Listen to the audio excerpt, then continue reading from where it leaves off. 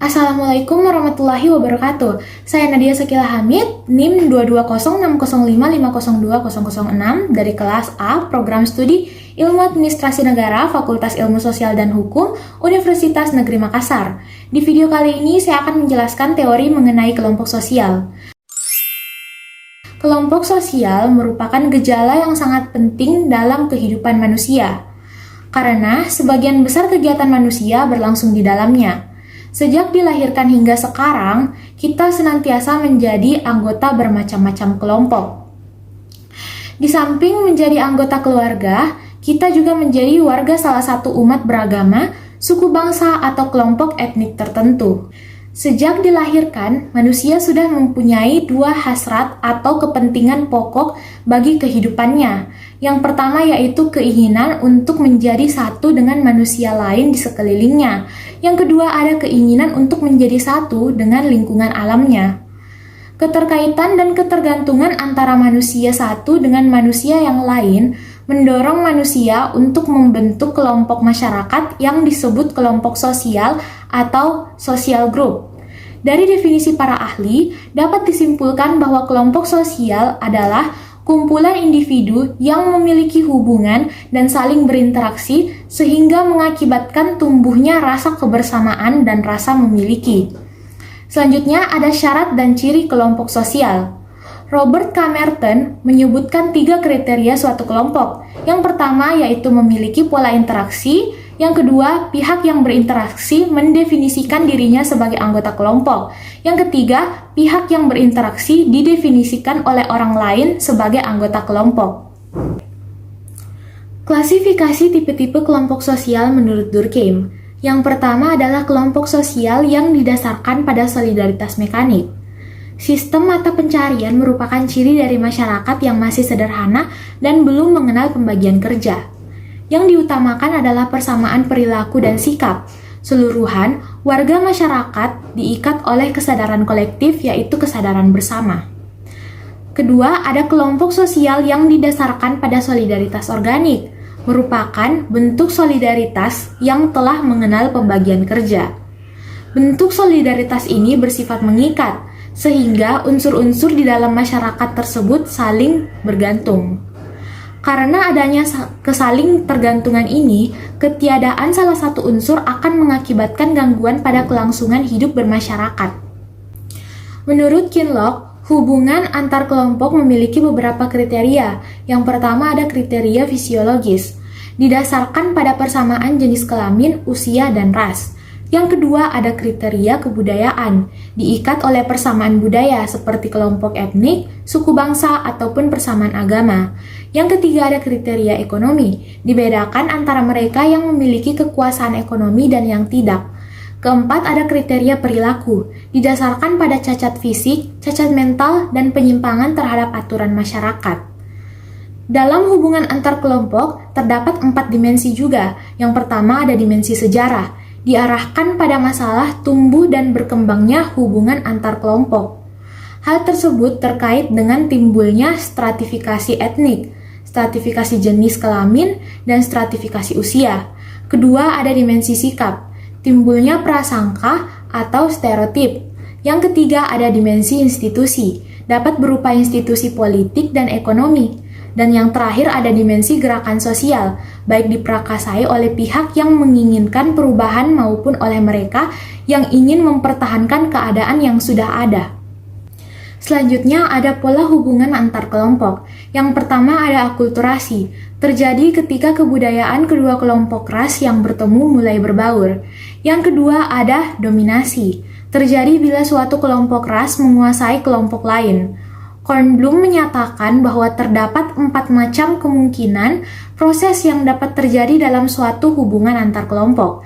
Yang pertama ada genosida, adalah pembunuhan secara sengaja dan sistematis terhadap anggota kelompok tertentu. Yang kedua ada pengusiran, yang ketiga ada perbudakan, yang keempat ada segresi, yaitu pemisahan antara warga kulit putih dan hitam. Selanjutnya ada paternalisme, bentuk dominasi kelompok ras pendatang atas kelompok ras pribumi. Yang keempat ada integrasi, suatu pola hubungan yang mengakui adanya perbedaan ras dalam masyarakat, tetapi tidak memberikan perhatian khusus pada ras tersebut. Dan yang terakhir ada pluralisme, suatu pola hubungan yang mengakui adanya persamaan hak politik dan hak perdata masyarakat. Nah, itu tadi adalah penjelasan mengenai teori kelompok sosial. Sekarang kita akan masuk di teori interaksi sosial. Secara sederhana, pengertian interaksi sosial adalah hubungan timbal balik antara individu maupun kelompok untuk menjalin hubungan pertemanan, diskusi, kerjasama yang diterapkan dalam kehidupan bermasyarakat. Menurut sosiologi Charles P. Loomis, ciri-ciri interaksi sosial yaitu yang pertama, jumlah pelaku lebih dari seorang. Yang kedua, adanya komunikasi di antara para pelaku dengan menggunakan simbol-simbol. Yang ketiga, adanya tujuan-tujuan tertentu terlepas dari sama atau tidak sama dengan yang diperkirakan oleh para pengamat. Dalam interaksi sosial, ada dua syarat yang akan terjadinya interaksi sosial, yaitu yang pertama, kontak sosial dalam pengertian sosiologi.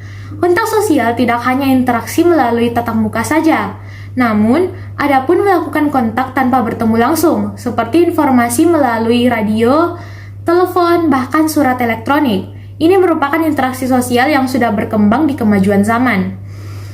Kontak sosial dibagi menjadi dua, yaitu kontak sosial bersifat primer, yaitu kontak yang terjadi secara langsung, seperti bertatap muka. Yang kedua ada kontak sosial bersifat sekunder, yaitu kontak yang terjadi secara tidak langsung atau menggunakan media penghubung, seperti telepon, surat elektronik, bahkan melalui pesan media sosial.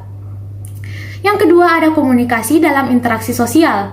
Komunikasi merupakan hal yang sangat penting dengan maksud adanya saling mengungkapkan perilaku, entah itu dalam berbicara, sikap, bahkan gestur untuk menyampaikan pesan. Interaksi mempunyai beberapa jenis, yaitu yang pertama interaksi sosial individu dengan individu.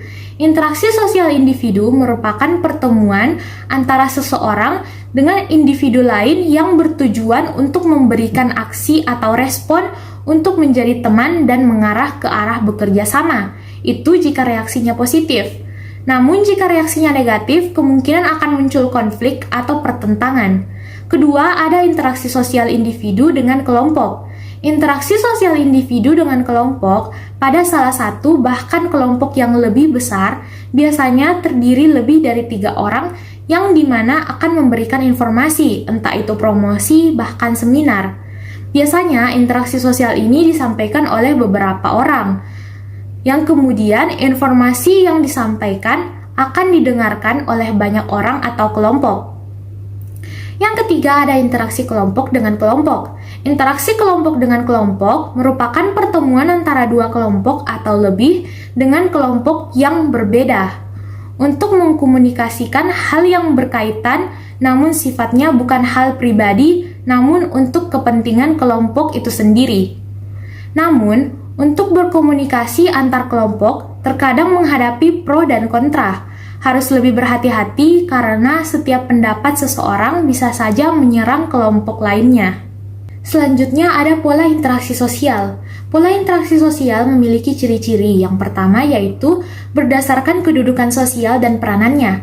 Contohnya, seorang guru yang mengajar bersama muridnya harus bisa mencerminkan perilaku seorang guru. Yang kedua ada kegiatan yang terus berlanjut hingga menemukan titik tujuan untuk menghasilkan suatu hal yang terbaik dan terus mengembangkan pemikiran atau ide. Contohnya, dari adanya interaksi, seseorang dapat melakukan kerjasama bisnis, muncul suatu pertentangan, adanya persaingan, dan lain sebagainya. Yang ketiga ada interaksi sosial, dapat terjadi pada siapapun, tidak mengenal waktu, tempat, dan keadaan. Biasanya akan terlibat sebagaimana pola pikir masyarakat akan terbentuk. Contohnya, salah satu sekolah mempunyai penilaian yang baik dalam hal disiplin, kebersihan, dan prestasi siswa yang begitu berpengaruh di salah satu daerah.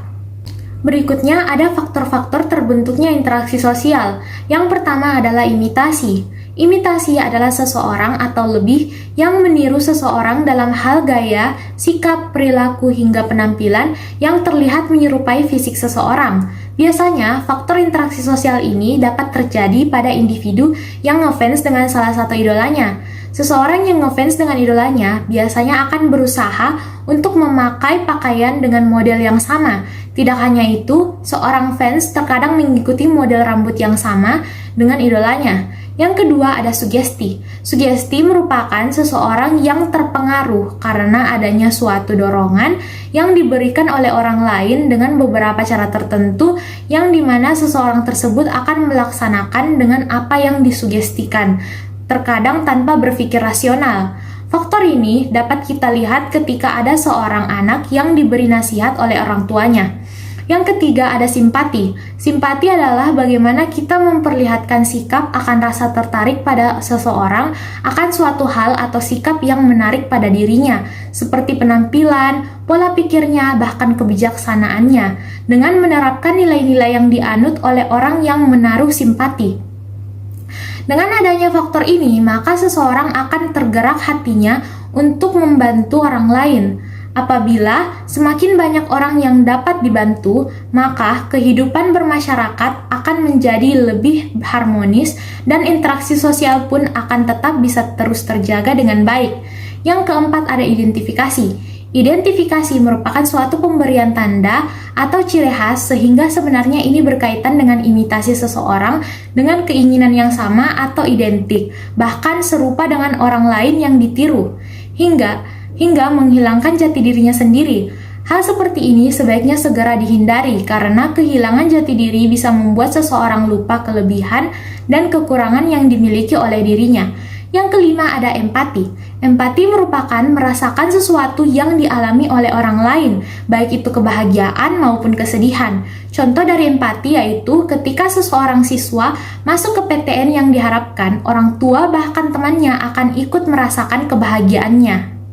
Selanjutnya, bentuk interaksi sosial. Bentuk interaksi sosial yang pertama adalah asosiatif.